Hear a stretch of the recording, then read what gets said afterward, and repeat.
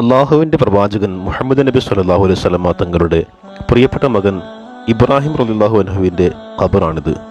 ജന്നത്തുൽ ബഖീയിലാണ് ഈ ഖബർ സ്ഥിതി ചെയ്യുന്നത്. നബി സല്ലല്ലാഹു അലൈഹി വസല്ലമ തങ്ങളുടെ 7 മക്കളിൽ 6 മക്കളുടെയും മാതാവ് മഹദി ഖദീജ ബിബി റളിയല്ലാഹു അൻഹയാണ്. ഇബ്രാഹിം എന്ന ഈ മകൻ്റെ മാതാവ് മാരിയത്തുൽ ഖിബ്തിയ എന്ന നബി സല്ലല്ലാഹു അലൈഹി വസല്ലമ തങ്ങളുടെ മറ്റൊരു ഭാര്യയാണ്.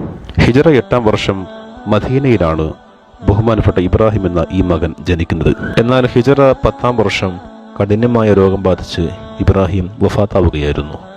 18 മാസം മാത്രമായിരുന്നു പ്രായം. അബ്ദുറഹ്മാൻ ഇബ്നു ഔഫ് റളിയല്ലാഹു അൻഹു പറയുന്നു, ഇബ്രാഹിം എന്ന മകൻ മരിച്ച സമയത്ത് നബി സല്ലല്ലാഹു അലൈഹി വസല്ലം തങ്ങളെ ഞാൻ കരയുന്നതായിട്ട് കണ്ടു. അങ്ങ് കരച്ചിൽ നിരോധിച്ചല്ലേ എന്ന് ഞാൻ ചോദിച്ച സമയത്തു ഇത് കാരുണ്യമാണെന്നും ശബ്ദമുണ്ടാക്കി വസ്ത്രം ചീന്തിയുള്ള കരച്ചിലാണ് ഞാൻ നിരോധിച്ചതെന്നും നബി സല്ലല്ലാഹു അലൈഹി വസല്ലം തങ്ങൾ മറുപടി പറഞ്ഞു. അല്ലാഹു തആല ഇബ്രാഹിം റളിയല്ലാഹു അൻഹുവിനോടൊപ്പം നമ്മയും സ്വർഗ്ഗത്തിൽ ഒരുമിച്ച് കൂട്ടി അനുഗ്രഹിക്കട്ടെ.